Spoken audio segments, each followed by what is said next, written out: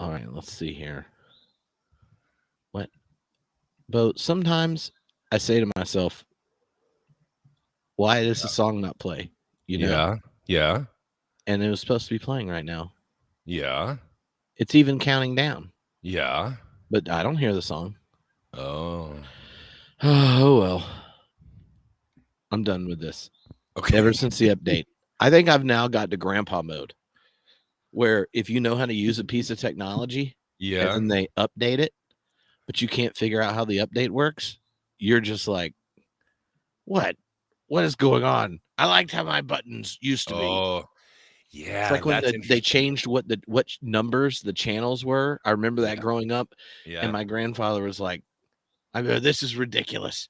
Channel 3 is supposed to have prices right." Yeah. I can always tell when a big update, like on especially Windows or something happens, because I'll come into Sunday school and I can hear the murmuring and the grumbling as people are comparing notes. So wait, our intro didn't play? Will you add it in post-production? What's going on? Yeah. All right. We just have to vamp a minute while make sure all the streams are working. All right. But what is more offensive? Changing your bulletin without giving Oh. anyone's heads up, like how it's the bulletin design, or changing the Cracker Barrel logo. That is hilarious. I have heard stories of each of those this week. I know obviously there was a cultural uproar about the Cracker Barrel change, but I also heard some funny stories about trying to change the church bulletin, and I just think that's hilarious. They're both dangerous. Yes. Oh no. Josh says that his last phone update deleted 2/3 of my contacts. Oh, oof. That happens. It happens. Lori assures us that the streams are working fine. Well, look at this. That's what I like to hear. Working fine. And oh yeah, look at that. There's already like good 30 people on Substack. So now I know it's working everywhere. So let me see if I got a noise I can hit. So when I let's see, I didn't know what buttons I had on my outdoor one here. Oh, stinger. Yeah. You know what? Like when you know what Heidegger did after Hegel got done with a system that ultimately reconciled the subject and object? I don't That's know. hilarious. This is the beginning of the critique of onto-theology. Oh, you think oh, that was whoa. That's too it is still early in mountain time for jokes like that. That was so we got a hardcore, a funk, and a joke. All right. Those are your three buttons outside. I don't even know why I have two of the same one. What's this about? But I'm gonna play music, and then we'll start with what's going to be on the internet permanently. Okay. It probably needs to be replaced with probably something from Middle Earth. I would think my indoor one. I have a whole Middle Earth set. So, like, let's say you said at the beginning of the episode, and again, this is off the record. This isn't recorded, but like at the let's imagine you're like, "Hey, this is Trip doing Bo." Like, I have a deep voice. Oh, today I want to talk about onto-theology. And then I hit the button and you get a dwarf saying, "Give me the meat and give it to me raw." And then you're like, well, never mind. I was thinking of giving you questions about onto-theology that are all Lord of the Rings quotes. Like, just imagine Gandalf, like, putting the philosophical challenge of the West to Frodo, where it's like, ever since Plato, there's been this ongoing challenge of metaphysics of how beings structured in the subject-object dichotomy create categories of reflection to get at being itself. This is a perilous quest, Frodo. Like this is hardcore, and it's one you're going to ultimately fail because of the onto-theology problem. But that doesn't mean you aren't going to try to go to Mount Doom. I was just going to say, from Plato to Aquinas, and then the road sort of takes an evil turn with Rene Descartes, and ultimately leads to Mount Doom of Kant, Immanuel Kant. He's Mount Doom. Yeah. Well, at least his critique of pure reason is. But see, but then he's like, look, I critique the cosmological argument, the ontological argument, the teleological argument, but if we don't have a reason for people to follow some rules, shit's going to get wild. So practical reason says, oh, there's a God. He cares. You should do the right thing all the time. Somebody's watching, peeps. I feel like that was one of Kant's more honest moments about human anthropology. Is that the deep down, you know somebody had to be watching everyone, because just think, every time we get a new technology, everyone just claps along and doesn't question as we have like the erasure of private space, the erasure of thinking space, the erasure of private communication. We want complete surveillance because no one trusts anybody, and that's depressing. Anyway, I'm gonna hit a button so I know to. All right. Okay. Oh yeah, that's right. This is an onto-theological throwdown. And I'm here with my buddy Bo. We begin. Yeah, I did not realize that I was going to awaken some sleeping beast.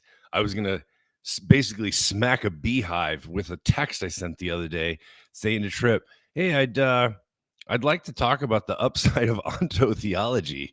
And but little did I know what was happening behind the scenes in North Cackalack. Well, look, not everybody knows what an onto-theology is, or like you could hear it. Well, they know it in their bones. They know it, but not like know it in an objectifying sense. They more like experience the quaking frailty of the attempt of a being to think being itself, its frailty, its futility, and perhaps they generate idolatrous pride in order to capture it, or they deflate the nature of becoming itself, so there's nothing to capture. There's a host of responses to this kind of predicament, but it reminds me of the congressional hearing famously back in the 50s and 60s. I don't remember when it was, when the congressman was asked to define pornography, and he couldn't, but he said, but I know when I see it. That's how I feel about onto-theology. I can't define it, but I know when I'm listening to it. Ooh, yeah. Hey, Trip, I have had a rough couple weeks. Can I tell you about it? So it starts on a high note, but it dips after that. So I was up in Montana, extremely northwest corner of Montana, very rural, very isolated, to celebrate my in-laws' 60th anniversary, which is such a milestone. It's, and then the following day was my father-in-law's 80th birthday, and just two momentous occasions. But it happened to be during the same week as the 11th anniversary of my mother's passing. Now, I was in Montana when I got the call of her passing. And so to be back there, it brought back those memories, but also the contrast of 60 years of marriage, and to live 80 years. Neither one of my parents made it out of their 60s. And so I was really feeling it. Then James Dobson dies. Oh. And the amount of texts and emails that I got from people sending me either their reflections on what it was like to be raised in that environment of focus on the family environment, or things that they thought I would appreciate from the internet or various, sources. And I was just inundated with all of this stuff about Focus on the Family and Dobson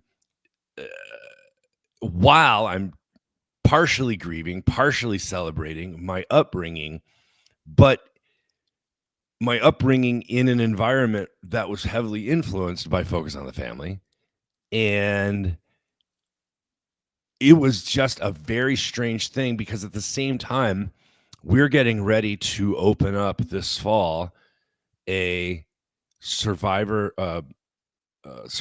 of like a recovery group from religious trauma, support group. And so I've been doing a lot of research on religious trauma. Little did I know that it would touch bruises from my past. I didn't know that that was going to happen. So that has been oddly personal and heavy. And so I'm working through all this stuff. And then we're getting ready for football season, kicks off tomorrow.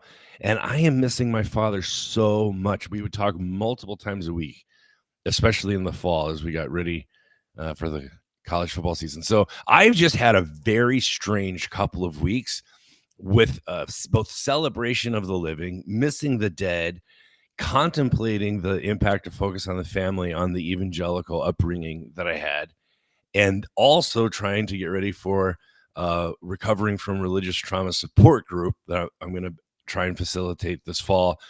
And my head is just swirling with all of this stuff, man. Oh, yeah. What's the yeah, and you were extremely close with your parents too. Yeah, I know a lot of the people that listen regularly didn't listen in the early years where that would have been very clear, or when your dad visited and joined the podcast in my garage. Yeah. But if anyone wants to listen to that, you can just Google Legacy of Leadership. And when my dad sat in Trip's garage, it was a time. The that is a lot. My feed was full of all the James Dobson stuff, but like right. But unlike many, my parents thought he was sus, you know. Oh, but okay. Most of the people we were around were more positively disposed towards him. No, that's why I wanted to talk about this with you. And then the redemption of a feed was Taylor Swift getting engaged, and then my social media. Who's she engaged to? Travis Kelce, the tight end, the football player. Oh, that's they've been dating 3 years, and now all these some Christian influencers are like, finally, she's getting married. Maybe she'll learn to submit, have kids, and become conservative. No. That was like Charlie Kirk's advice. Oh my gosh. That's wild. That's what I was like, this is the return of James Dobson. It was just like, how do you take that worldview and like ruin someone who like publicly has written all these breakup songs? She dates someone 3 years. They seem all cute and stuff together, and they're getting married, and you're like, finally, she can be a real American conservative woman. And and he read just the first half of the Ephesians passage, like how you're supposed to submit, but like none of the like the husband's supposed to love his wife like Christ loves the church, and like the reciprocity of servant love. None of that was there. All he heard was like, oh yeah, wife submit. And then I realized that explains his hermeneutic for everything. He goes through the Bible and finds like, if I can take a concept out of context, find it to legitimate like toxic masculinity or nationalism or something horrible. If you can take a passage out of context, just do it for the Lord. Like, why? Anyway, yeah, in both of those situations, I had like the group of friends or people you're connected to who have like the mixed feelings about Dobson. Well, this was good, blah blah blah blah blah, and the others are like, I don't believe in hell, but I wish there was one. Right. Isn't that something? And same kind of division showed up around freaking Cracker Barrel and Travis and Taylor getting engaged. So nearly but you had all that getting personal in the experience of family and then what's on the horizon at church? And the honest truth is, I really wish I could talk to my dad about this, because I know that in the early years, like I remember in the 80s and 90s, both in Chicago and then in our time of Canada, I do remember the influence of Focus on the Family. But then sometime around the late 90s, early 2000s, I think things shifted pretty drastically, because my father, I really have a clear memory of him wanting to move his community away from that model of parenting. And he actually wrote both a book and a pamphlet, one about empowering. The pamphlet was about empowering, and the book was about having the family you always wanted.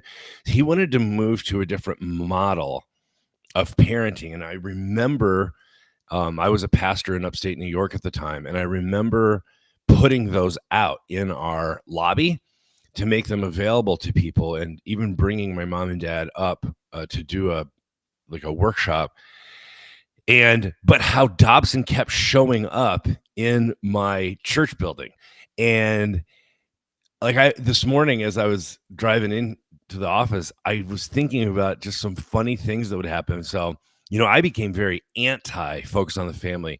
I remember in 1998, I was going through the ordination process, and I flew out to our national headquarters in Colorado Springs. And it was the first time I had ever seen the bumper sticker that said, "Focus on your own damn family." And I thought it was the funniest bumper sticker I had.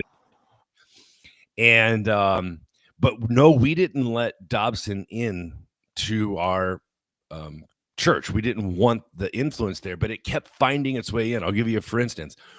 One Sunday morning, I'm looking at our info center, and there's like a stack of like 50 Focus on the Families. They used to have this a bulletin insert that they would make available to churches. And I said, how did this get in here? And some well-meaning, seasoned saint had been down at the Christian bookstore, like the Lifeway bookstore down in the town south of us. And your chicken, look at that. Wow. If I smoke a cigar now, Meg gets up here and squawks till I give her treats. This is everyday occurrence now. Look at this. Wow. You hear her? Yes, I hear. That's hilarious. She starts pecking me, I'm gonna go get treats. But okay. She's demanding this is Meg. And hi, Meg. Her sister, Peg. They are crotchety old lady energy, but they like me and don't like the rest of the family. And Alicia says that old church ladies love me. She's like, they're always Tripp's favorites. And so the family calls Peg and Meg the church ladies, because the other chickens had to take time to even want to talk with me. Peg, Meg, they're big fans. Anyway, sorry for ruining your. That is hilarious. Story. I was sitting here and it was so loud it was coming through my headphones. Yeah. Wow. So anyway, they give these out for free at the Christian bookstore. It's a way to get you. It's like your first dose for free. They give these to you, and then people in your church say, "Hey, we really like those bulletin inserts. Can we get more of those?" And then somebody will inevitably pay, and then you're subscribed, right? And so I just remember, like, one time we had a new family. They happened to be a homeschooling family, and they joined our church. And I found out that after, like, during youth group, the parents would hang out in the parking lot, right, waiting for the kids to get out of youth group. And they would talk like, well, Bobby's having a tough time, and we want to ground him, but blah blah blah, whatever it is. And this family, just being helpful, would say like, "Oh, we have these DVDs about child rearing, especially the strong-willed child. We'll loan them to you." And so this family that had been a part of our church started talking about Focus on the Family. And I said, "Where did you even get that?" And they're like, "Oh, this other family had the DVDs and loaned them to us." So no matter how hard we worked to purge Focus on the Family from our evangelical community, it would find its way in the damnedest ways, man. Dude. Okay, one, the good Dr. Daniel Kirk on the Substack chat is both enjoying the chickens, but also He likes goats too. Yeah, he does, singing goats. But he's rather impressed that you didn't know that Taylor Swift got engaged, and what exactly you had to do for your algorithm not to have that happen all day, every day for the last 3 days. It's just impressive. So okay, here's something, Bo. I want to know what you think about this. I think part of like the stickiness of the Focus on the Family vibe. Let's go. Is that vision of parenting makes a whole lot of sense if your vision of God is as like the holy, pure, powerful, patriarchal monarch. When you presume that the sovereignty of God has like a synergy between perfect goodness and perfect power, and then that kind of model, right, is what ends up with, like, creating the structure for the divine right of kings, and then the patriarch in the home, and these kind of things. So if you imagine a human being, like in what they are going to identify as good or whatever, and how you describe the goodness of God and understand that is going to be echoed within the home, and the hierarchy within the home. And if the holy, loving God is like, well, I am holy, so I can't spoil the rod, right? And I got to drop that rod out hardcore on my kids, or else God's gonna drop the rod on them, called eternal conscious torment. Right? It creates a structure where the patriarch functions a whole lot like the divine monarch, and it makes a legitimation structure to not reflect on the scale of punishment, because punishment is the paradigm for salvation. Now, let's imagine that at the very top of your images for the divine isn't the like raw, perfect lawgiver, omnipotent patriarch, but I don't know, Abba. I don't know where I got this from, but perhaps ultimate reality is like a loving parent, and not one who wants to exercise complete control, but empowering control. Not one that wants to bring about divine will through coercion, but cooperation. Not one that sees success as forcing one's will on the child, but in empowering the child to cultivate a love for beauty, truth, goodness, justice, and these kinds of things. Then you see, then what successful parenting looks really different. Like if God demonstrates who God is by covenanting with a people, investing with those people so they come to reflect the character of God in history, and is patient and forgiving, whose nostril is really, really long, right? Like when you think of the "Hear, O Israel, the Lord your God is slow to anger," like it was literally like God has a giant nose. So even though God gets angry, it's already cooled down before it gets out. It's just like how God rules.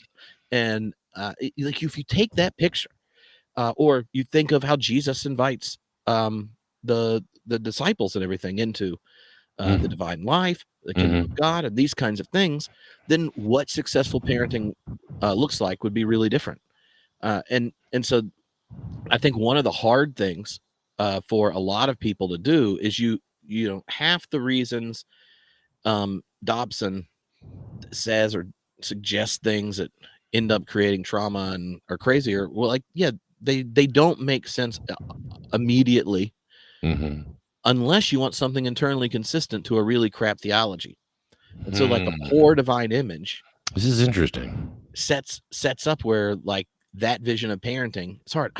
I remember I had someone come to my office in California. A family had moved out there from Texas, right? And so they were in a very much more conservative context and stuff, and the parents were had one middle schooler and an elementary schooler, and they came to my office, and they're doing the like, we're trying to fill y'all out thing, and it went really well. And then the dad goes, look, I got to tell you something. I tried being a biblical father, but I just can't do it. And I'm like, you're sitting there going, oh, this is going to be interesting. I'm like, really? What couldn't you do? He's like, I just can't spank them. I'd tried it 3 times and I cried the entire time. And then I felt horrible.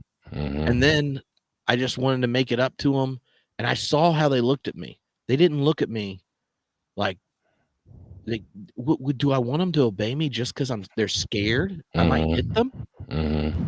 Do I want them to relate to their friends, where if they need something, they just threaten them or exert power? Like where if you just happen to be the most powerful one, you're going to get what you want out of fear? Like that just doesn't make me think I'm really connecting with them and trying to pour God's love into them.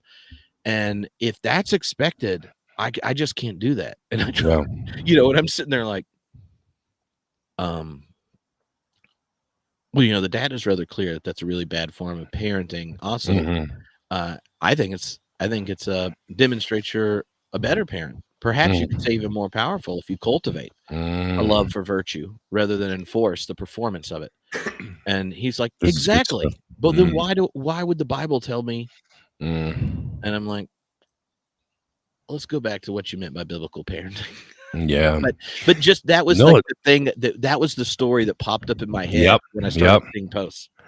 I think the 2 things that stood out to me the most, one person reached out to me and said, I was only spanked once my entire life. And my dad didn't even want to do it. But my mom, who had become a Christian, insisted that because I was showing like resistance, I had said like, no, right? I was, that I had to be spanked. And my dad didn't really even want to do it. And it was a terrible experience for him and for me. But, my mom really insisted, like, it has to be the head of the house, right? And just that story, there's so much inside that one story. Like if a child shows resistance and says no, like that has to be removed from them, right? That compliance has to be. Oh man, we've opened a can of worms in the But the other thing that was interesting to me is that one of my super liberal friends, who is an atheist now, texted me and said, I don't believe in violence as a solution, or I don't condone violence, and I don't believe in hell. But if I could throat punch one person into hell, it would be James Dobson. And I was like, whoa, there is something down in there, like it just, this whole thing as a cultural moment elicited such deep memories and feelings and I would say trauma from people. It has been, I'm glad we touched on this, and I really like your insights. You now that he's passed, I don't know what's going to happen to his like website and but you should do a focus on the family thing, but change it up with this relational aspect that you bring. Well, see, even like, don't you think the key would be like, just if you had to keep the on the family, you're just going to switch the word, right? Like if you got called in, they're like, we got it. We want to preserve the legacy and transforming. Then you're just like, yeah, I really think the focus word, we're going to need a switch, because it comes across like a surveillance state parenting. You got to watch him, dude. Okay. I'm saying this because we're talking about my neighbors, but all good jokes, by the way, start when somebody looks over their shoulder.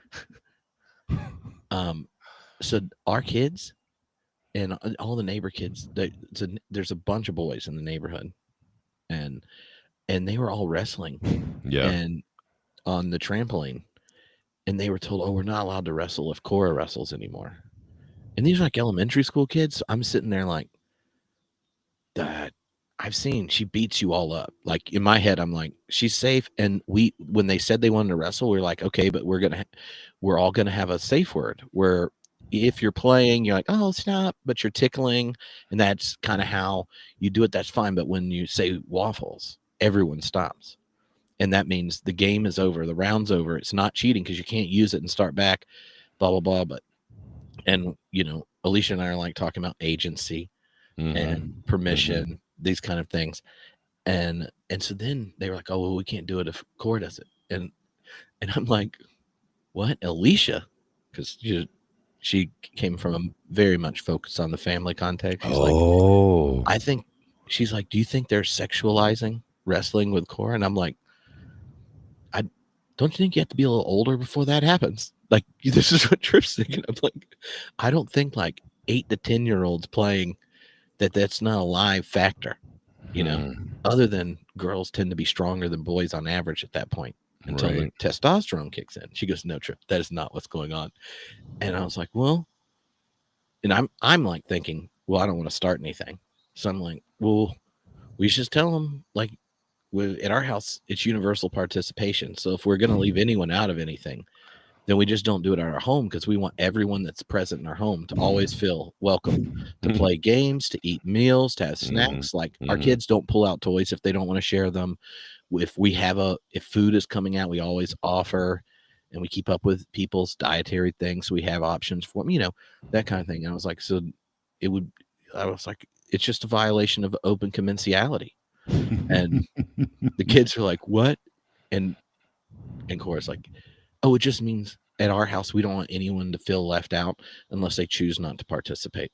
So we just don't do things where you leave people out on purpose. Oh, well, that's a good rule too. You know, like, the kids have no idea what's going on, but because of the James Dobson stuff, it happened right around. And then this went down.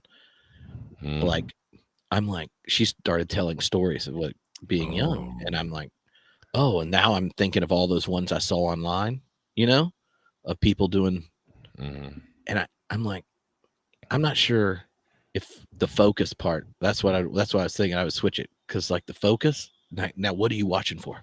You're like, oh, he's 8 years old. He's like 48 months from being able to have an erection. I think, anyway. Yeah. No, now, you know, now I'm already trying to decide how much of this I have to edit. I like how you self-edited in the moment, so you don't have to edit later. But like, I just, that, you know, James Dobson stuff happened, and then we were talking about it, and I just said, I never thought that is not what would have occasioned it to me. Right? I wouldn't have thought of that. And she's like, yeah, you have to learn how to think like that. You know, it's interesting, Trip, where our theology meets our practice, right? How it manifests and expresses itself in the world. Like, for instance, if you believe in depravity, there are concrete consequences to that. It's not just how you, say, watch the news or listen to kids in the neighborhood tell stories. It's how you parent, right? If you believe in that stuff, it actually does impact how you live. And it's one of the reasons that I keep coming back to people who use the word deconstruction to mean destruction or demolition, like I don't believe anymore, to say, yes, but there's no neutral position. Like, what you believe or think about this actually has consequences for how we live and treat each other. So, but it's interesting when you're telling a story about 8 and 10-year-olds wrestling, you know, your view of your anthropology, your view of, in this case, depravity, really does impact how you interpret that event, that activity. Yeah. No, I think you're right, Bo. Thanks. No, I was going to say something like, nah, I'm just about to tell him back what he just said. I'm like, yeah, I believe you. But on a total side note, this weekend is Labor Day weekend, and I always do something fun because it's the last church service of the summer when like people are traveling, schools just started. The mainline Protestant off season. So kickoff Sunday is the following Sunday for us, the first Sunday of September. And so I always, the last week, and also we do summer hours. So it's like our last 10 a.m. worship before we return to 11 a.m. and stuff like that. But I know it's going to be a low attendance Sunday. And so I always preach what I call a wild card sermon that week, because I don't know how many people are going to be there anyway. And they're pretty distracted. And it's been a long summer, but we're not yet into, like, say, a series on the Gospel of Mark or something. So I always preach wild card sermons. And I wrote this one a while ago, but this Dobson thing has got me sort of riled up in a new way. And I'm actually going to preach a message called, "Are you sure you're a good person?" And because, a lot of people say, like, I don't need religion. I don't need religion. I'm a good person. But then I say, tell me about being a good person. And they always start with, like, well, like, I've never murdered anybody. And, like, congrats. And I pay taxes. Those are always the first two things people say. I've never murdered anyone, and I pay taxes. Oh, that's a quagmire if there is one, right? I know. So look, I personally haven't murdered anyone, but I have continued to give a greater than tithe percentage to the imperial military industrial complex that funds the starvation of Palestinian kids. Mm-hmm. But whatever. So but I didn't do it directly, Bo. So I'm good.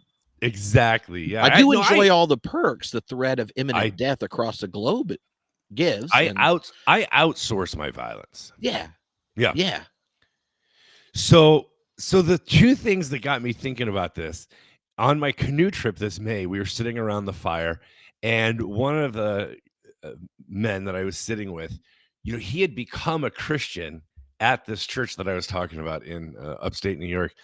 And he said, of all the stuff we used to talk about back then, do you know what's the one thing I still quote? And I said, this should be interesting, because he's become, like, literally, he's an anarchist, Marxo, community organizer. He's amazing. He works with the Poor People's Campaign. He's just an amazing guy. So and he's done real deconstruction, right? Like the actual loving, pulling it apart to look at how it was constructed, right? The actual thing. And so he said, what's the one thing I still quote from back then? And I said, this should be interesting. I actually have no idea if he only held on to one thing from back when we were charismatic, what would be the one thing he held on to? And he said, you used an analogy one time where you said, people always say, like, oh, I'm a good person. And you asked, what scale are you using? So if the scale is, in most people's mind, the scale is, say, from Hitler to Mother Teresa. Right. And on that scale, I'm like maybe a 7 or an 8. This is what I said back in the sermon all the way back then. And then I had said, but what if the scale is from Mother Teresa to Jesus? On that scale, how good of a person are you? And I said back then that I was -4. I'm a -4 good person. I'm in the hole. Depending on what scale you use. Anyway, it got me thinking. Now, keep in mind, this is 25 years ago, and I was an overgrown youth pastor, so that made a lot of sense to me back then. And so I started thinking about the scale that we use to judge whether we are a good person, right, and doing what we should be doing. And then I started thinking about how my evangelical tribe supports a person for president who says they don't need to repent, when repentance is the number one thing we talk about. And just how ironic and shocking it is that if you don't need to repent, but a group that insists on repentance being the one requirement to come into salvation, like, the whole thing had my head spinning. And I thought, I wonder what that message would sound like in a mainline church now that I'm progressive. And so I've been reworking it. And so I'm really looking forward to it. So my main thing is going to be, all you have to do is look at your evening. All you do is look at your evening. Talk to me about your entertainment. Talk to me about your calories and talk to me about your spending. Just does it matter which evening it is? Let's go with Saturday since that's going to be the most recent evening. No. Oh, you mean on Sunday to be the most recent one? On Sunday. I was like, last night I was great. I was running a calorie deficit, worked out, read to the kids. Talk to me about entertainment, calories, and money.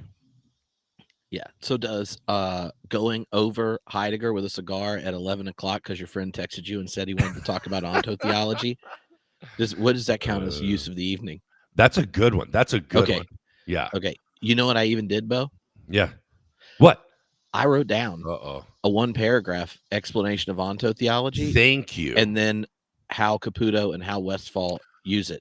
Oh, because I know that both Caputo if I and didn't Westphal. write it down, there would be a 40-minute setup to whatever discussion you wanted to have with it. Yeah. So I said, I'm going to give my servant's heart, and I'm going to attempt to write short explanation of this, and then we could unpack it and whatever. But I don't know exactly what we're doing with onto-theology. Yeah. But I just said to myself, Trip, Jesus is calling you to look at some Heidegger before bed. And did I dream about Heidegger?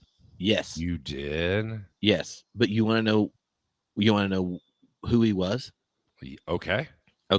The character in my dream. Yeah. Okay. You remember when we made the Heidegger beer? Yeah. For a live podcast? Yeah. And it was called Das Sein. Being in Bubbles or something like that. But it had the homebrewed monk with the Heidegger mustache. And I had a dream, and it was that cartoon that Jesse Turry made for the beer logo of Heidegger, except his mouth moved like that bit on Conan back in the day. Yes. That's what it was. And I was just like, Trip, you went to bed completely sober, and this is the dream you're having. So I was having like a meta conversation in my head. Oh, Lordy. And while cartoon beer logo Heidegger is spouting at me. And I was like, so do you like how Westphal or Caputo read you better? And he gave some long answers about what he appreciated about both and the limits of each. This is in your dream? Yes. I have vivid dreams. Well, I do too, but mine are like chaotic opium dreams. Well, I don't use opium, so. Well, I don't either. I'm just saying. No, it's okay. It's okay. C.S. Lewis did, so you're fine. It's Christian. He was the best Christian, wasn't he? One of my fundamentalist friends, in honor of James Dobson, we were in the same Bible study in undergrad. Okay. This Sunday is preaching a sermon. On the Christian, the biblical relationship to weed. You're kidding? No, I'm not going to need to watch or listen to the sermon to know where it goes. Okay. But he had this large post about like how in honor of James Dobson and how all of America's cities are just packed full of weed. You gotta talk about it.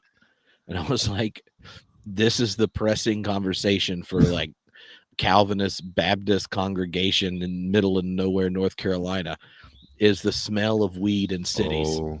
I want to come back to the weed in a second.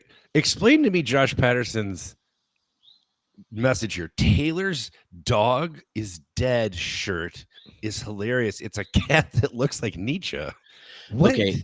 Taylor Thomas that does the Till It Today podcast that you met at Theology Beer Camp is like a very gifted artist and makes some of the funniest shirts.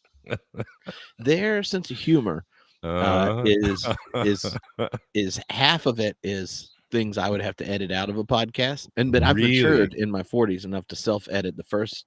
Wow. What's their podcast called? Till It Today. It's great, but their art is hilarious. Oh my Josh, you should drop a link. Please do. People want the shirt. Yeah. All right, back to weed. So listen, I live in a state Trip. I live in a state that weed's illegal. So this year I have traveled. Yeah, that was mentioned by people when we were talking about whether or not we should do Theology Beer Camp. In Idaho. In Idaho, they're like, ooh, that'd be weird because we know a third of the people coming are going to bring weed anyway, and just like, how's that work? Is that right? Well, like, listen, they can't smoke. They have to do something that is with plausible deniability. I'm not getting my insurance tacked on there. So I've traveled this year. I've traveled 4 times. One was to Denver with you. One was to Oregon for annual conference. One was just to Montana for the family reunion. And one was to New York for the canoe trip. So that's the 4 times I've been outside the state this year. Have been to 4 legal states. Dude, I got to tell you, it's noticeable when you are in a state that for legalization. And so I listened to this fascinating thing. I think I told you about it a couple months ago. I listened to this. You lived in Beverly Hills, where it was legal. Beverly Hills, that's where I wanna be. I know. I just meant my kids all joked about, oh, it smells like California. That's what. It's so true. It's so true. Not only, well, like when I took the train from the airport in Denver down to where we were, if you're not used to smelling that, it's really, really pungent. It really stands out. Yeah. I don't think they can regulate it until they regulate guns. I feel like it's just, interesting. Well, what I was going to say is I listened to this fascinating thing because when I was in California, I was part of a group called Progressive Christians Uniting. Yep. Started by one JC himself. Yeah. And that's John Cobb, by the way. Right. I knew that. But we advocated back then, which, by the way, is like 15 years ago. I can't believe how long ago that was. But we advocated for the legalization of marijuana because for us, it was tied to criminalization, especially in urban communities, people getting 3 strikes and being criminalized. So we advocated for legalization. I listened to the most interesting thing about 10 years on. And one of the leading advocates was saying, in hindsight, we still are against criminalization, but I'm not sure that legalization has been the best thing for us as a society. And as I listened to it, and this person's not a theologian, or I don't know if they're a Christian or anything. They weren't in any way making it spiritual. It was a legal thing I was listening to. But I was really thinking, anthropology is a fascinating thing that has real ramifications, because if you don't account for the fact that, like, you can try and fix one thing, right? Like criminalization. And you think that legalization is the way to do it, but you don't realize that because of, let's say, human nature or the human condition, however you want to talk about it, you're going to open up different doors, right? Whether it's taxes or business or employment issues, generational stuff, you can try and fix one problem, but when that door swings open, it might close a couple other doors that you wish you had left open. And I just think that this thing with humans is so, so interesting. Anyway, I've been thinking a lot about it because living in a state where it's not legal, it really stands out to you when you are in a state that has legalized marijuana. Oh, yeah. No,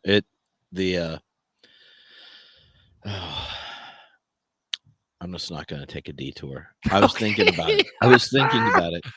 But yeah, I mean, I think that's true. Like online gambling is another example of it. It is, yeah. Right. Part of what laws do is in the drawing of boundaries, it creates friction to engage in particular activities, right? It's not like paid sex work doesn't exist, but it limits the friction needed in most places, lowers the use of it, but it also creates variables because of the legal boundaries for the violence towards sex workers, that kind of thing. The same thing's true about gambling. If you had to go to a few places, right? But now you can just have it on your phone. Now you have like tons of men before their frontal cortex is developed at 25 going bankrupt gambling online, and the number of suicides of young men related to large amounts of gambling debt go up and all this kind of thing. But you're like, if we do it online, it moves it away from these conditions that generate problems. Anyway, it is complicated. Though I will say one feature is I think we are a bit optimistic as to the efficiency, effectiveness, and reciprocity of thinking the market has a solution for questions that are related to humanity's most least desirable tendencies. It's like, let's not I don't know if we need things we outsource to the invisible hand that are connected to our least reflective incentive structures. As if it were a being with ontology. Maybe, but all right, I'm not going to play with that because I did write. I wrote some stuff down. I don't even know what we're talking about with onto-theology. I just know you want to talk about onto-theology. Yeah. Boy, our comment section is electric today. Holy cow. But if people but see, weed smoke just smells horrible. Oh no, I love the smell of it. I like pipes and cigars. They smell the best. Me too, yeah. Then weed's better than cigarette smoke. Very true. Yeah, I don't like cigarette smoke, but anytime I'm like with people smoking cigarettes, then it just makes me think of life in North Carolina before they was outlawed in restaurants. Like I remember the days of working in the smoking section at Applebee's. Oh, interesting. Smokers tip the best. Like you always want the smoking section, because a lot of people that come in there work for cash, like construction workers, these kinds of things, and they tip. They tip. They also are more likely to drink, and that also raises your tip, even if they just stick to a percentage. It's all those non-smokers that are just like, I have a flat rate for $5. Right. No, and here's a Bible track. And here, sir. Matt, back in the days where when you're trying to study for your undergrad exam late at night, you just go to Waffle House and smoke 3 cigars and pull an all-nighter with that endless cup of coffee. And you're like, I had dinner and breakfast here. You can't do that anymore. Wow. This has been so interesting. I'll be honest. I needed this morning. I feel lighter in spirit just with this higher in spirit. This casual banter. I like a good 50-minute intro. Oh, it's good. It's good for the soul to laugh with a friend. Yeah. All right. Why did you mention onto-theology to me? Okay.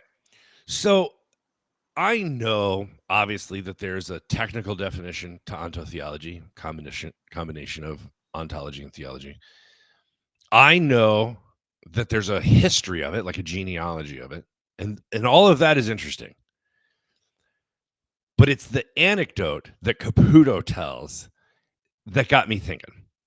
So he introduces it in at least one of his talks by saying that the seismic shift, was that in the court of reason, God had to come in hat in hand, just like everyone else, and make a case just like everyone else, right? I don't remember the exact words that he uses, but I started thinking that, for me, obviously, as a Methodist minister, I have the advantage of that Wesleyan quadrilateral of Scripture first, always prima scriptura, not sola, just prima. The tradition, reason, and experience.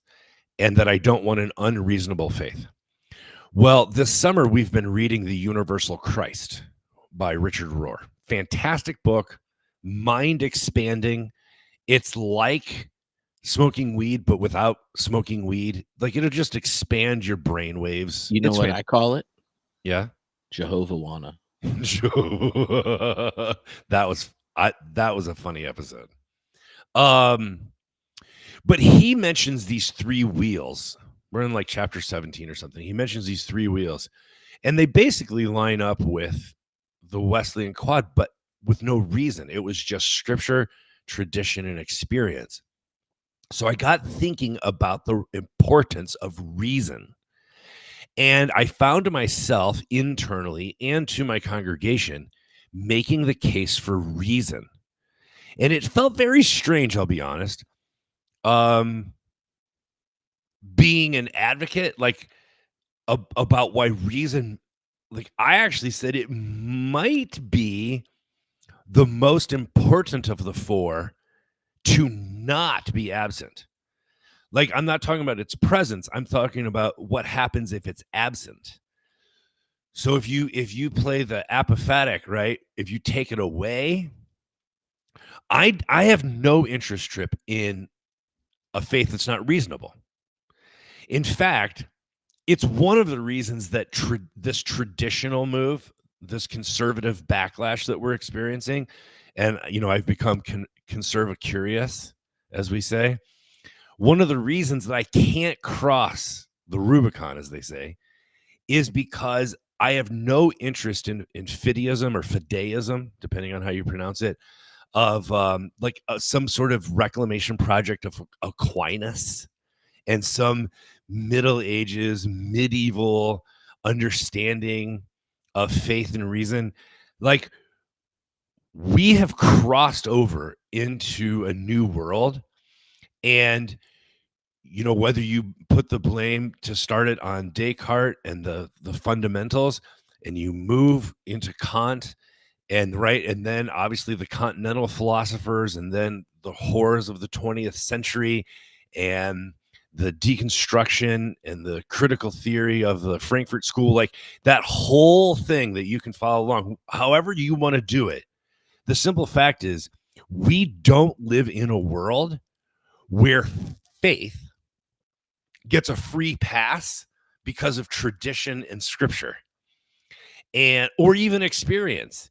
And so I wonder if there's a case to be made that onto-theology actually has an advantage in that while theology is no longer the queen of the sciences and never will be again, but by partnering with philosophy, because essentially the game has been won by science, evidentialism, quantifiable data, right? That's the world we live in, the scientific revolution. And so what role does faith theology play, right? And I just got thinking, but I'm stuck out here alone. I don't have any friends. And I just think these thoughts to myself, and I thought, I'm going to text my friend on the other side of the continent and say, is there an upside? Is there a case to be made that our faith is better when it has to come into the court of reason hat in hand? Yeah. Yeah. And I would say one of the reasons reason has so much significance within the monotheistic traditions as a trusted source is because they're monotheist, namely like in all three of them. But the best example for Christians is the revelation of God in Jesus is the embodiment of the logos of all creation, right? Which is the source of beauty, truth, goodness, love, and it's the integrity of God, the creator, and God's desire to be known that makes the instrument or gift of reason both something that in the layers of abstraction of reason that humans have makes us unique currently in the story of evolution, and it's a good God would want to be known in the gift of knowing God as creator in relationship to the world is rational reflection. Hmm. Like that it's not like reason in the trust in reason in the West was discovered, trusted, and leveraged against the reality of God. The trustworthiness of reason within Western tradition comes out of the confidence that there's one good God who desires to be known. And so creation is reasonable. Right now, that it's reasonable and we have reason doesn't mean whatever our accounts at any one point in time work. Like the phenomena of gravity, how it's expressed in on the conditions here on Earth.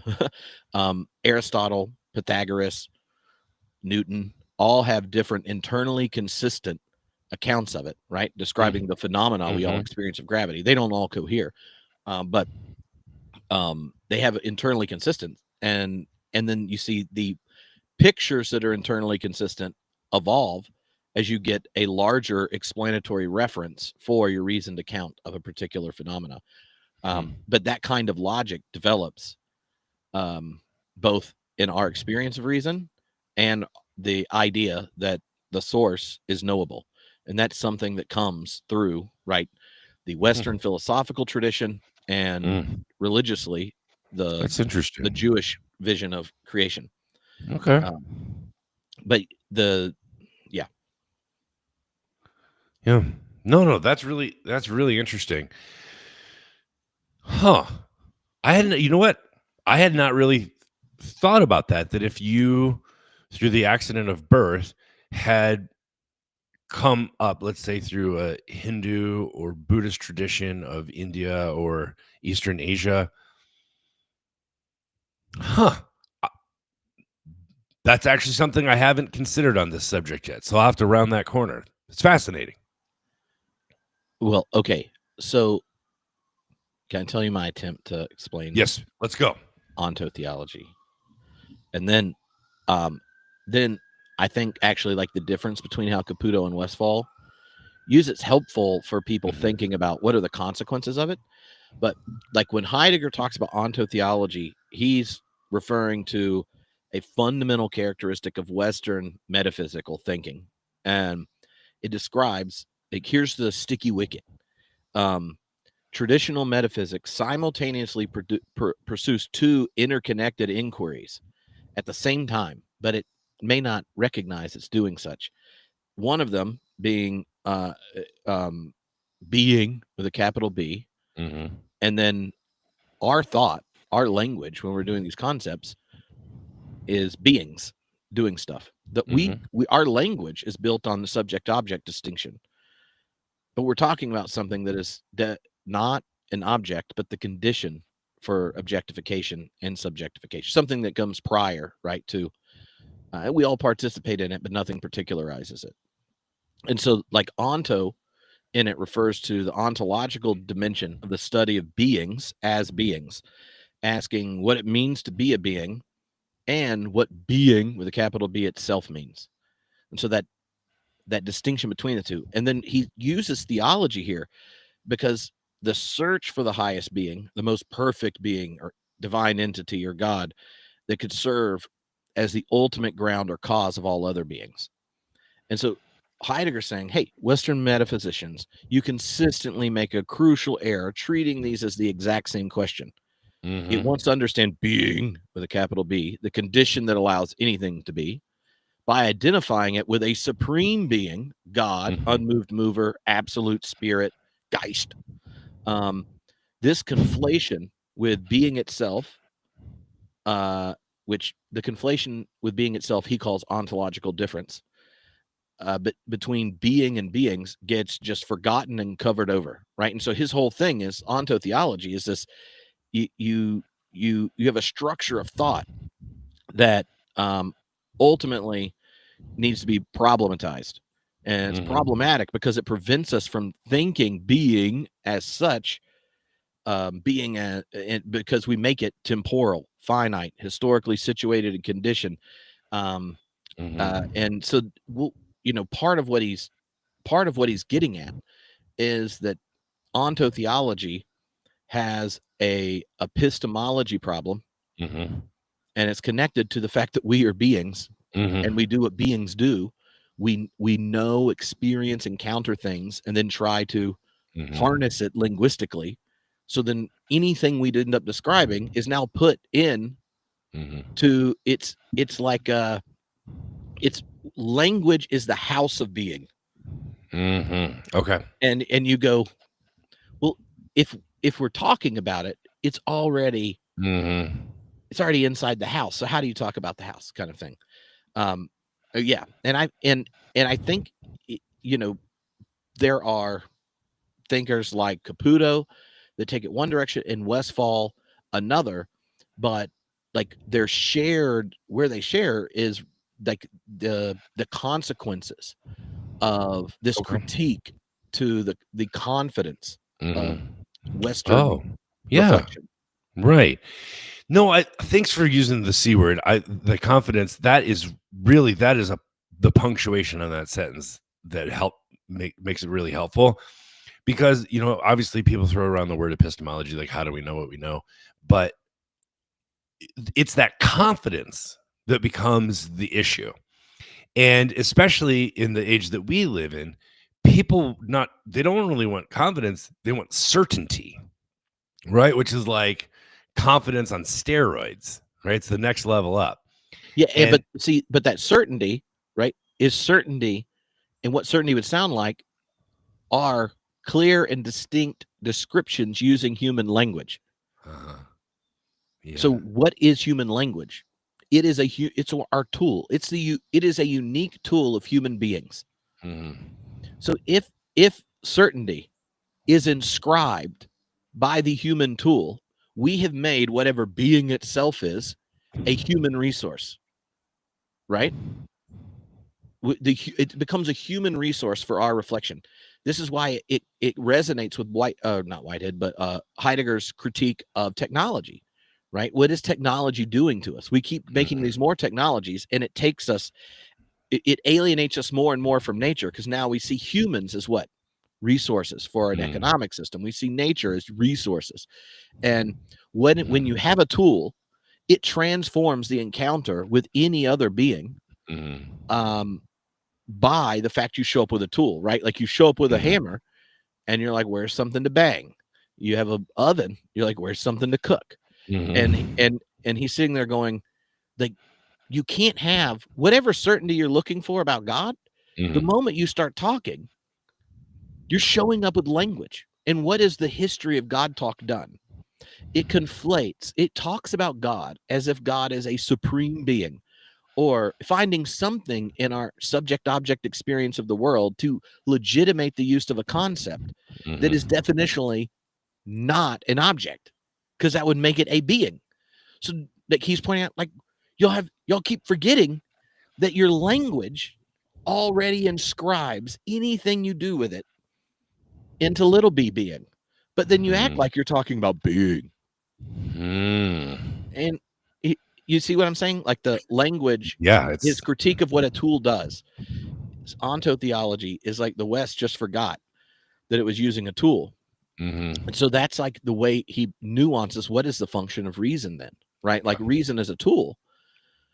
So then the way Caputo and Westphal differ is, what do you do in light of the fact, or recognizing the fact that language is totalizing, right? That's like, if language is totalizing or renders things on the terms of being with a little b, what next?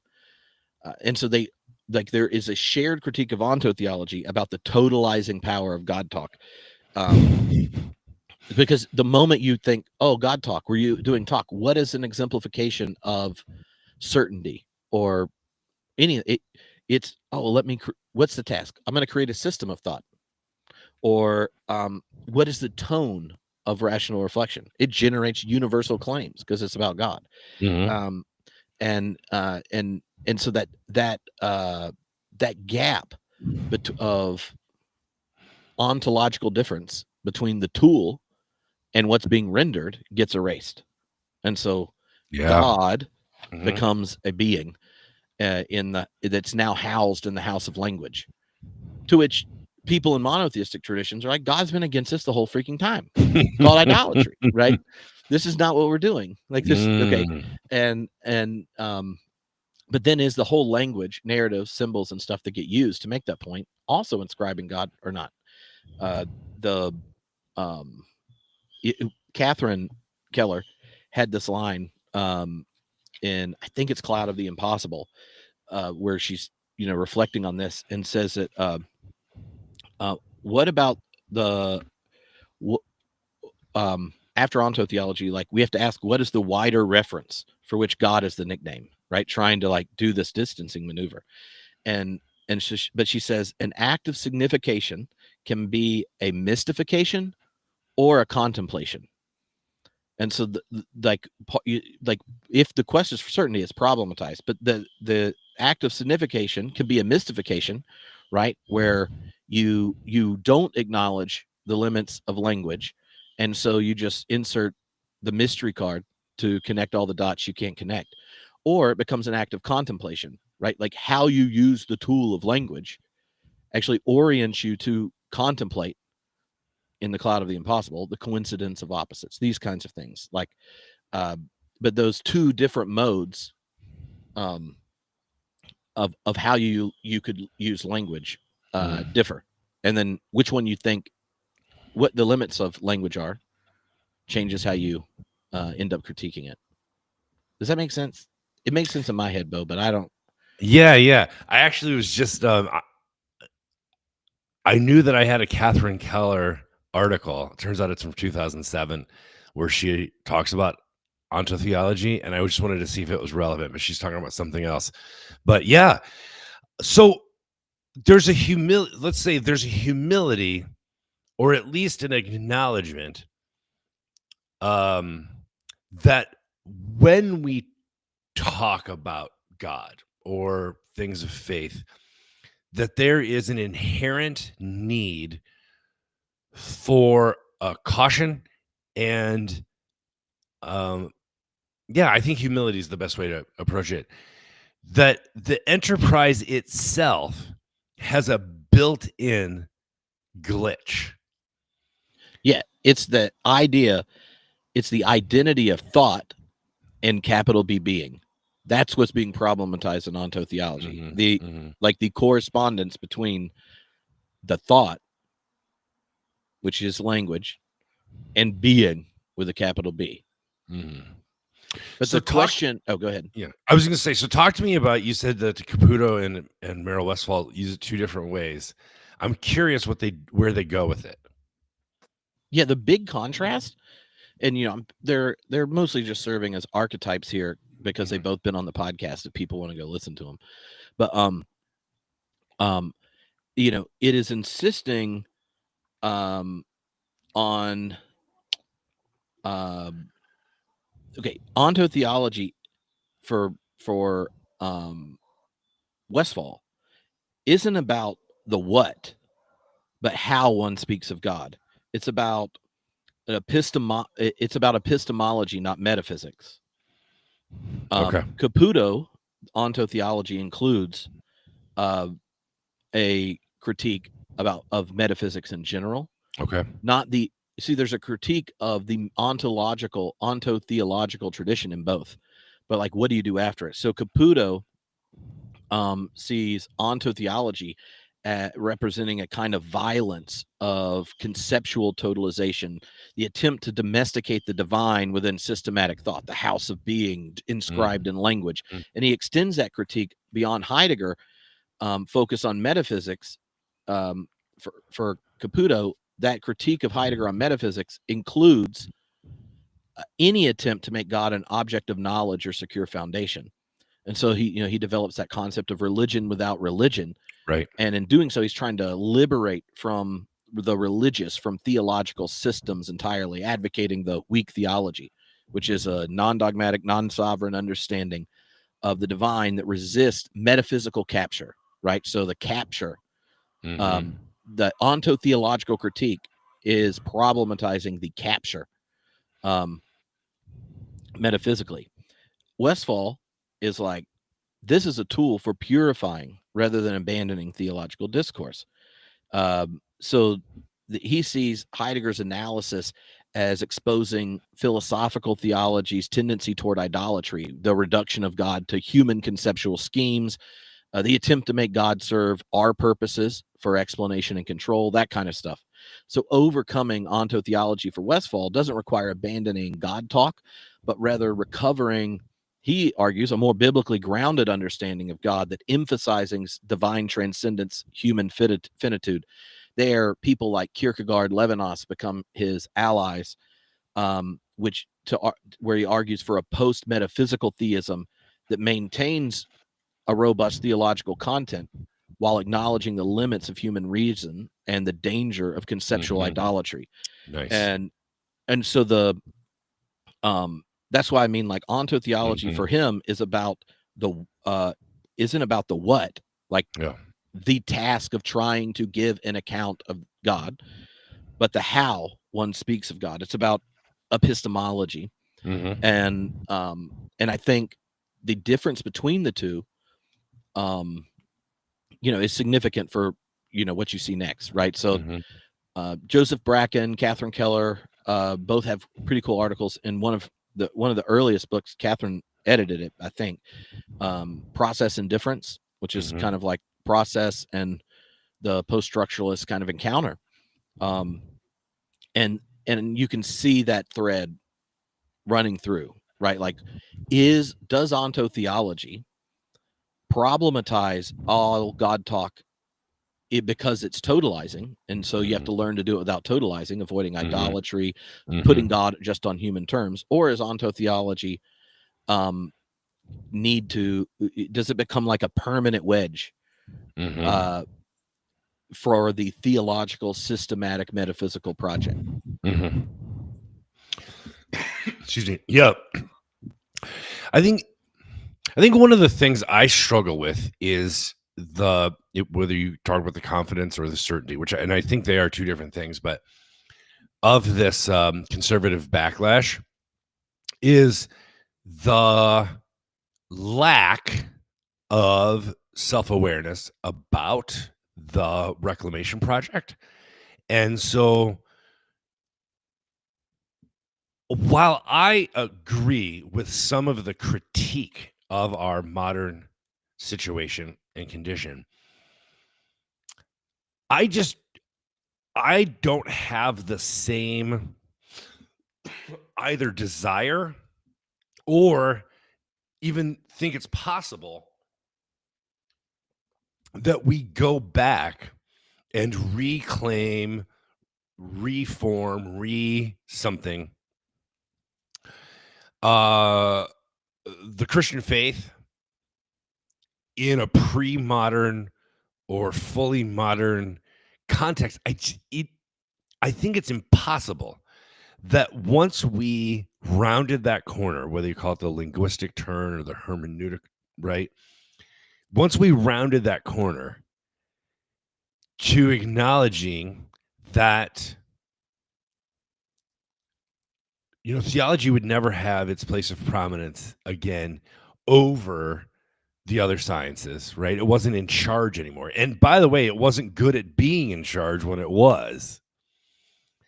But it just seems to me fictitious and fantastical, this desire that faith would be in charge or upstream of reason. And so once you have the onto-theological critique, you can't go back because you're aware of the limitations of the project in and of itself. I don't know if I'm saying that well.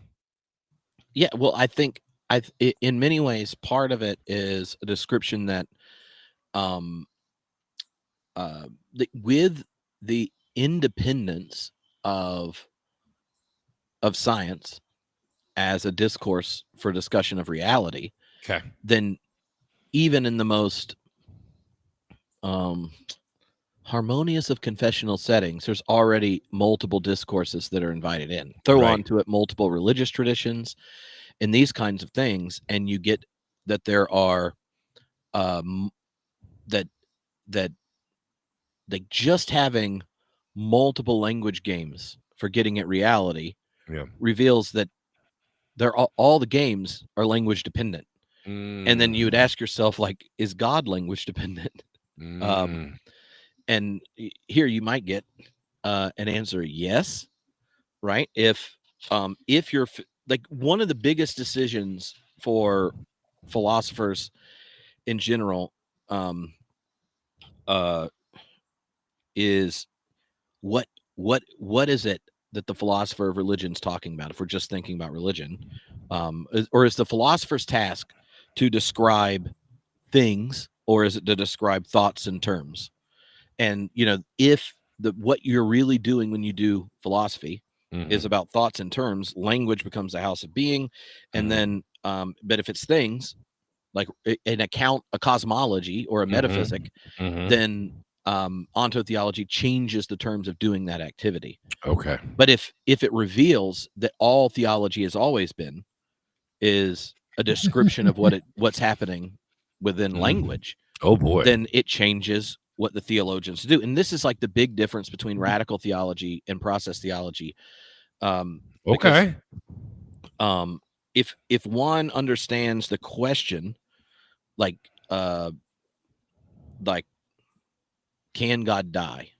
Think about the death of God, how they view it different. And this is fun because there's all these articles of of John Cobb and Altizer, the OG death of God theologian. If the question, can God die, is on the terms of thoughts and terms, if that's what you're doing, then a culture can kill God, right? It can, where God is no longer thinkable on the terms of how language is used in that culture.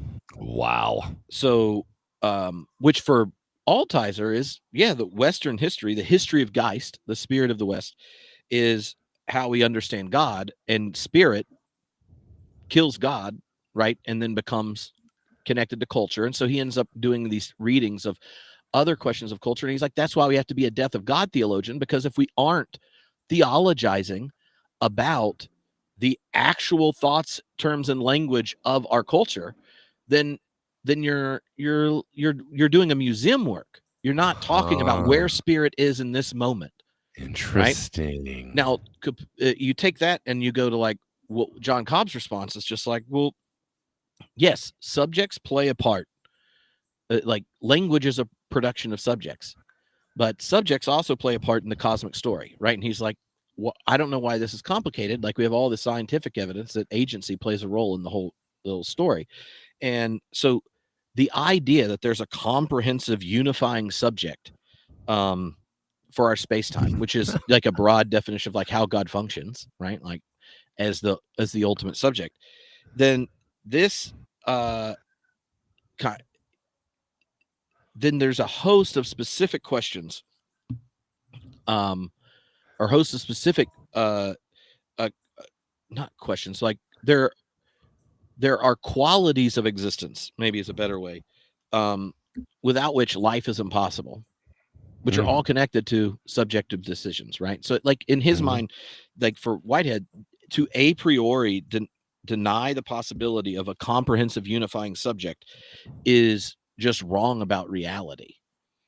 But it's not because reality exceeds the limits of thoughts and terms. Does that make sense? Like, one culture could have a dead God, one culture could have multiple gods, one could have this. But if philosopher is trying to describe things as things are in themselves, then whether or not a particular culture has some language to get at something is unrelated to its veracity. It is revelatory in the sense that all of our knowing is inscribed in the house of language. But that we have language and that we use it to reason, reflect, and describe the world, like, is there ever traction with it beyond our linguistic systems, right? And so, Cobb is just like, yeah, onto-theology sucks. Like, I'm against it. Like, I mean, it's a different kind. It's like a constructive postmodernism. And there are a bunch of versions, process being one of them. And I think one of the ways you can even see it This And is so fun. This took once you introduced Altizer, this took a fun turn I was not expecting. well, think of it. Okay, for Caputo, in the weakness of God, what is remaining normative when you talk about God on terms of weakness? The onto-omni-God. Right? It remains normative because that's the very limits of theological reflection. So let's talk about the weakness of God, because what's normative, what is being weakened, is the onto-omni-God. The Keller's response is, why are we keeping normative what has just been legitimately destroyed by onto-theology? Why keep normative omnipotence as opposed to omnipotentiality?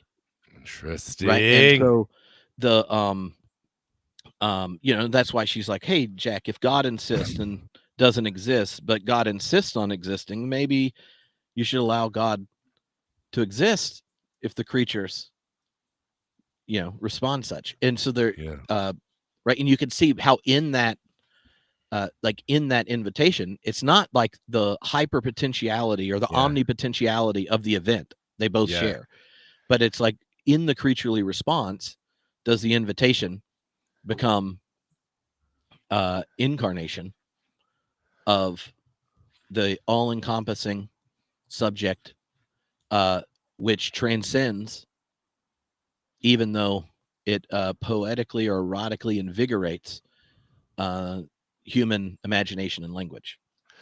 In that 2007 paper Catherine Keller wrote, it's called Good Power, Divine and Human. She actually quotes Whitehead. It's a funny quote. It says, the power of God is the worship he inspires. Yeah. And get right, the worship. It is about the orientation of the self towards the world, not the inscribing of God in the world. Or later in the Religion in the Making, that quotes from Science in the Modern World chapter on God. But in Religion in the Making, he is doing making the same point, where he's wanting to go. He loves science. He thinks religion should learn to update itself and think it's doing better, like science does. When you switch scientific paradigms because you have a more cohesive account, it's not like the previous generations of scientists are like, screw you, you're not an orthodox scientist. They're like, no, you're being a scientist. So he's like, religion, y'all should learn to do that. But then he goes and says, but there is something about rational religions, the language you're using, which is confusing, but there's something about the religious question itself which already problematizes the limits of language. And so he uses the passage of scripture about about Mary holding things in her heart. And he says, because a mother can hold things in their heart that language cannot capture. And what are they holding in their heart? Right? It is a love that transcends the material, even linguistic account of holding their child. Wow. And he's like, that is the natal birth of religious insight, that to give an account of the world is to give an account of something that transcends any of our knowing. And the religious response is to give to existence permission to escape capturability. And so a mother can hold their kid when it's born, look at it, and all this potentiality and love is pouring out, and no description of it will capture what is a fact of existence that demands explanation. It's like, are you going to include in the human account of humanity this a depth dimension that transcends language? Wow. Does that make sense? It's fantastic. This is so much better than even what I was hoping for.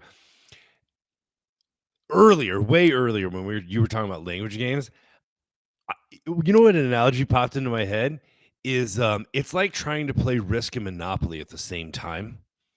And I was thinking while you were talking, this is going to sound so shallow compared to your awesome analogy about a mother's heart. But I was thinking, you could not play Risk on a Monopoly board, just the way it's configured, but you could technically play Monopoly on a Risk board. Right? You'd have to change a couple of the rules, but the board itself would allow you to do it. But not vice versa, right? They're an asymmetrical potentiality. We might even say that after World War II, the World Bank and the World Trade Organization turned a Risk board into a monopoly board. Oh man, Trip! Woo! That's my Marxist critique. That's the critical Marxist aside for the day. That was really fun. We'll try and tell that story 10 years from now, and it won't make any sense to anyone, but that was really fun. So I think I'm good with landing this here, because obviously given me a lot to think about, but also a confirmation that I wasn't that far off thinking that onto-theology had an upside that can benefit us in our contemporary enterprise, and actually has, I think, a significant caution built into it from the type of confidence and certainty we see in muscular Christianity.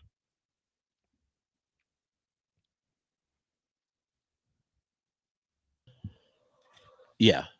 No, I think you're right. Okay. One, I found the quote. So I'm going to read it. But then I had some I was thinking about how to explain this and play it out. And I want to try it on you and tell me if Trip, you might say, Trip, try again. Okay. All right. So Whitehead, here's what he says. The rational satisfaction or dissatisfaction in respect to any particular happening depends on an intuition which is capable of being universalized. This universalization of what is discerned in a particular instance is the appeal to a general character inherent in the nature of things, right? So like any whether an account or something, it contains satisfaction or dissatisfaction in the sense that how one understands a particular event. Does it have traction with eventing itself? Okay. And then he says this intuition for a metaphysic or a cosmology or a picture of the world or whatever is not the discernment of a form of words. It's not onto-theology. Okay. But a type of character, the character of the event here. And then he says, yet mothers can ponder many things in their hearts which their lips cannot express. He said it better than I remembered it. Yeah, that is good. So then when he goes explaining that, he said these many things that you can contemplate or intuitions about existence are the ultimate religious evidence beyond which there is no appeal. And there's no appeal because appeals are made by what? Words. The many things. And so the question for him is whether the intuition of every moment of becoming, right? Like the reception of the past, the horizon of possibilities, the experience, the many flooding in to become one, and then is increased by one, that character, is the religious character of it something to be included in our account of the world, or is it running, when it runs into the limits of language, is it running into the limits of the intuition? So then you can collapse it through the collapsing of reason. And the way which he spends, you know how he likes to just either make up words or describe them in ways that if you just read the quote, they aren't immediately obvious. Yeah. So I think one of the things about onto-theology is a recognition that like there's not a direct correlation between our linguistic seeing and reality, right? Like language has limits and these kinds of things. And the conflation of the language without knowing the limits is inherently problematic. Caputo, Westphal. Yes. Now Kierkegaard, you know, part of the way he addresses this is, oh, there's Meg. She's like, come on, Dad. Is you know, he says, oh, I'm not a Christian, I'm attempting to become one. Mm-hmm. He would never claim to be a Christian. Yeah. And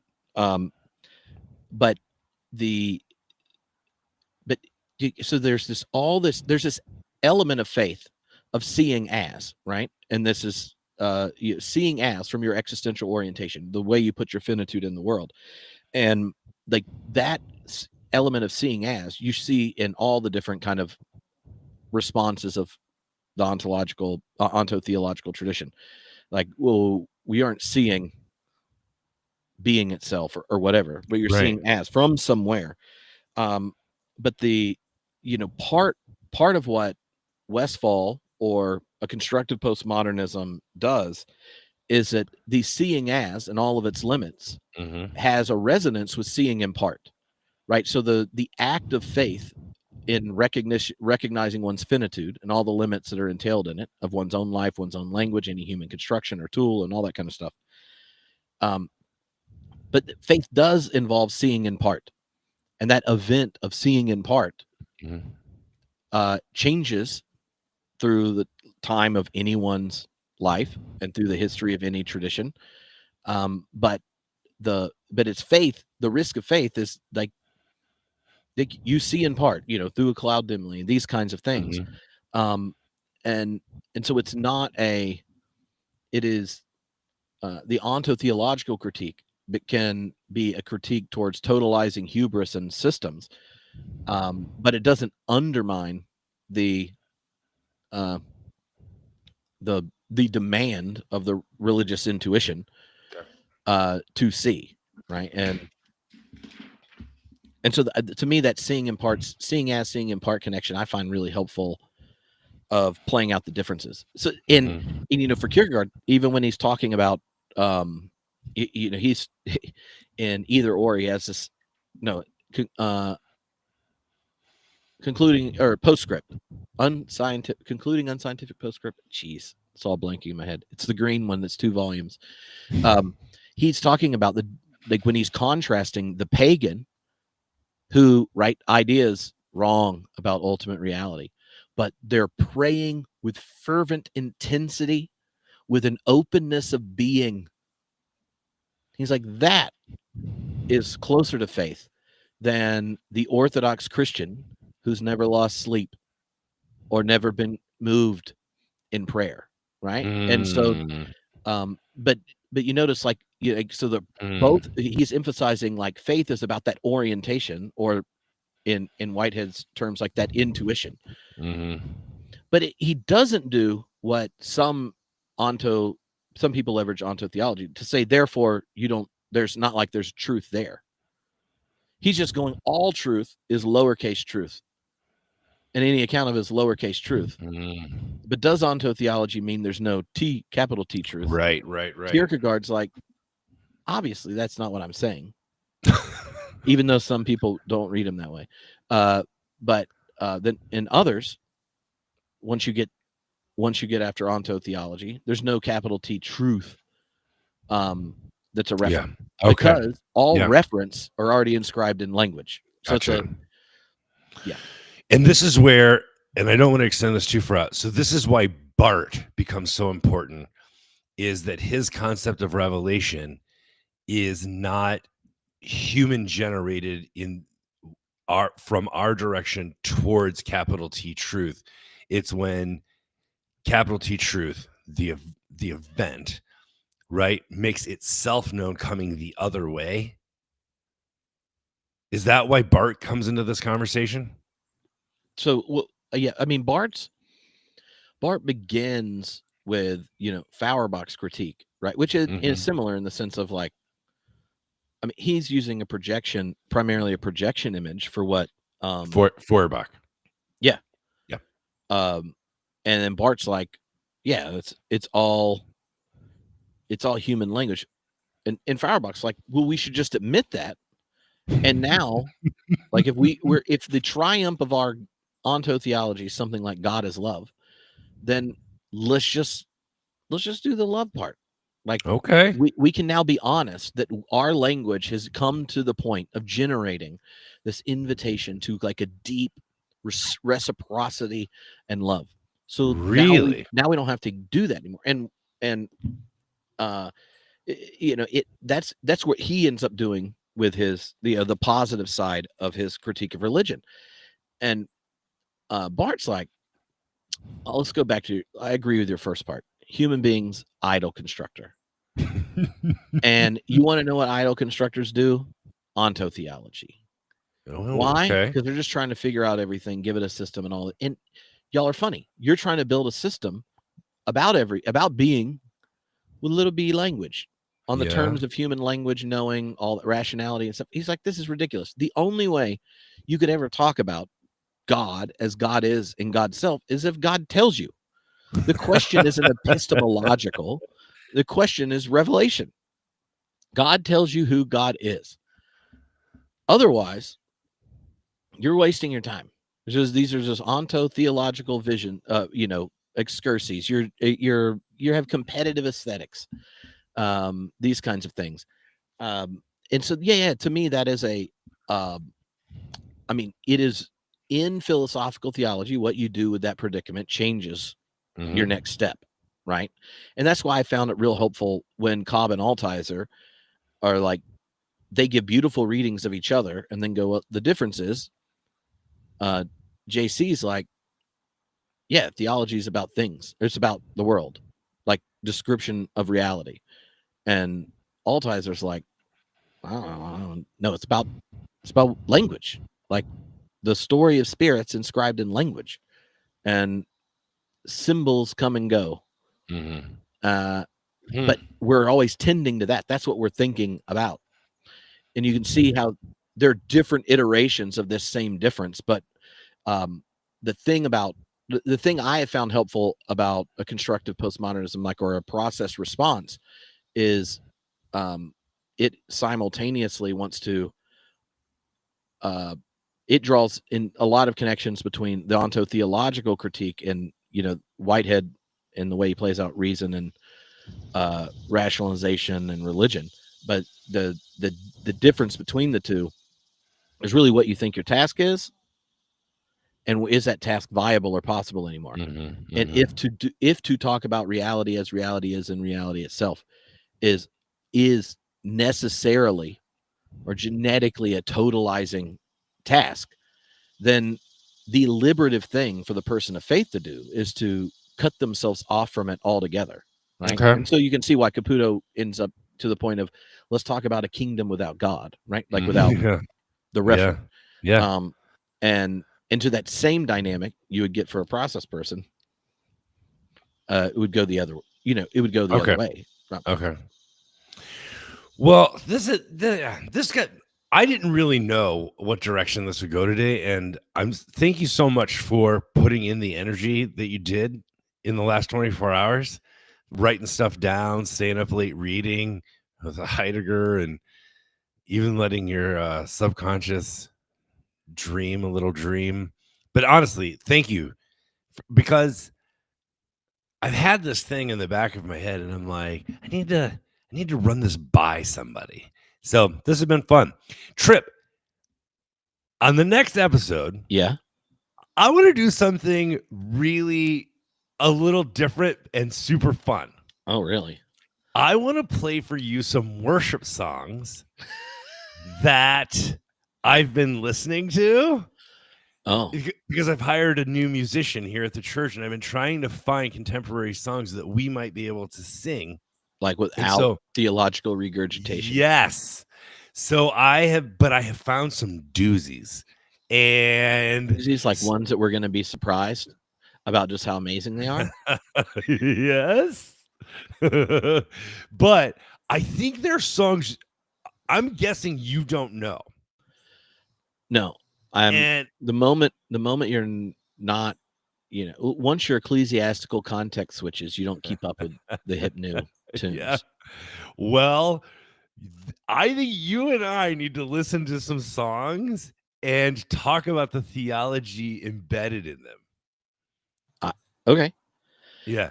So I'm gonna write something and put it on Substack and WordPress and all the places that I am, inviting people. I have 8 so far. I'd like at least 2 more so we have a top 10. Ooh. But I'm gonna open it up for What people. what is required to select one?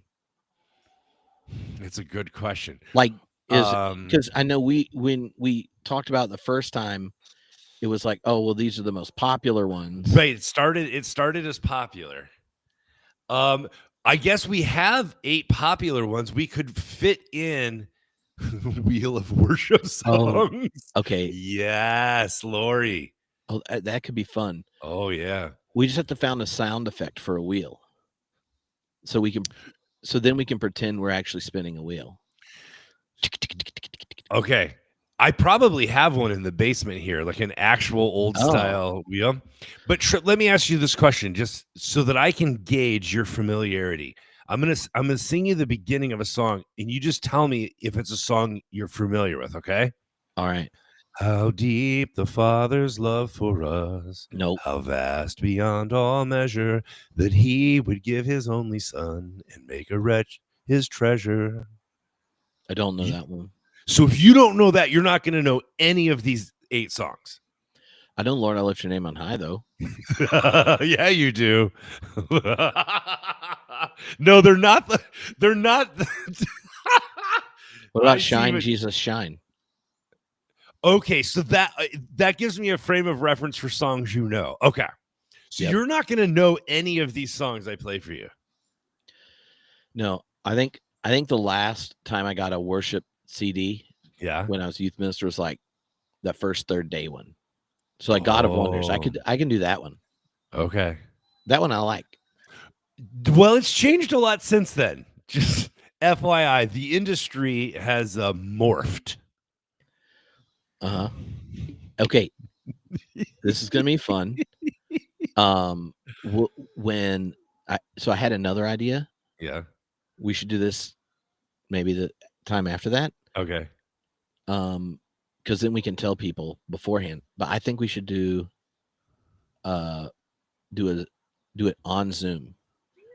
And we do a special episode where all the people that normally hang out in the chat, they join Zoom. So one, we can see them. Oh. And then they get 90 seconds to say anything or send a question or topic. And then we have like a set amount of time we're allowed to talk about it. I love this. And we go through. And so it could vary from like, Josh Patterson asked some super nerdy question. Maybe if I say it right now and Evan's like, no, it's been an hour. Let me ask something about Tolkien. That's always possible. Lori, can I just say something in Josh's? I just want to affirm something about him. He both asked some of the nerdiest questions, but simultaneously has an understanding of pop references that astounds me. So he's like he's playing on multiple levels there. He hasn't transcended like cultural awareness from his youth ministry days yet.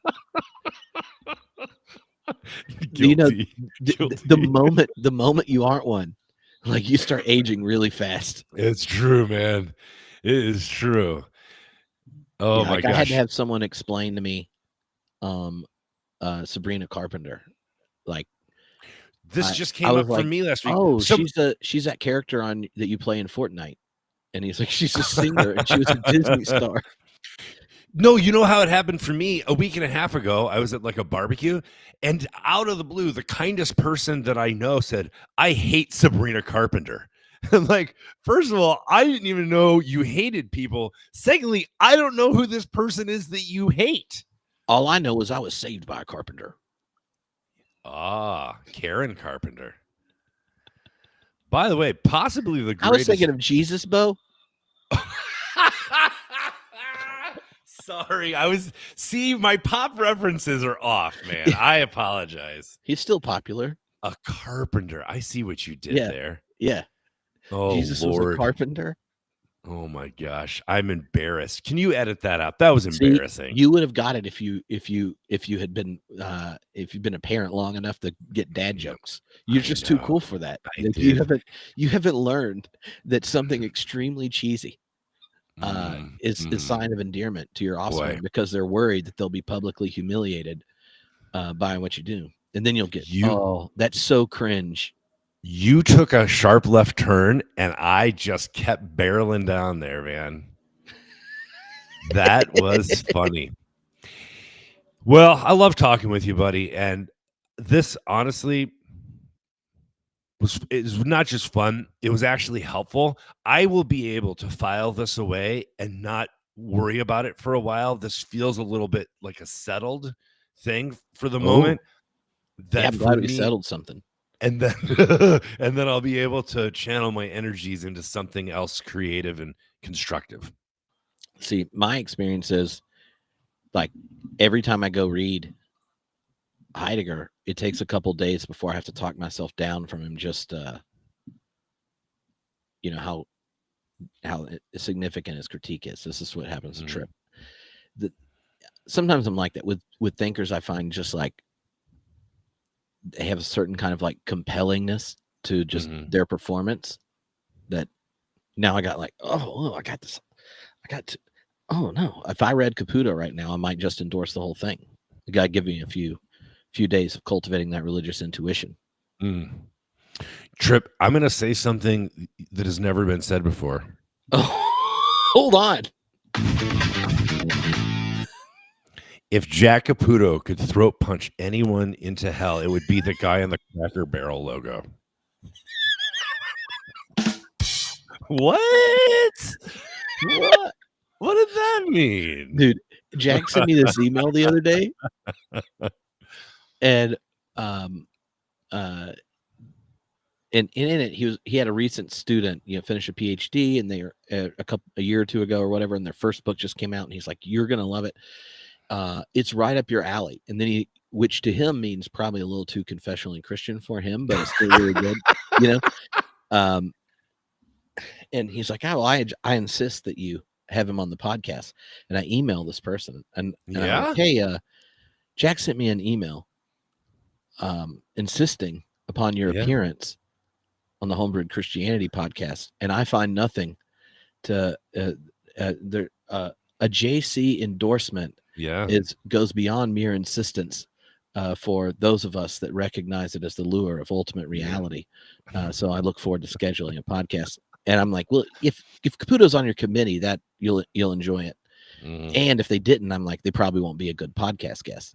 And they were like, they really appreciated the insistence lure joke. And I was like, oh, this is gonna be a good podcast. I can't really tell. Haven't read the book yet, but I'm just saying. Well, I have something at the top of the hour I need to get ready for. Is it the restroom? Because that's what I was thinking. It wasn't, but I will stop at the restroom on my way to this thing. All right, hey, man. All right, I'm looking forward to getting caught up on contemporary worship songs. Hey, I'm glad your kids are back in school, and I hope you have a great long weekend. All righty. All right, buddy.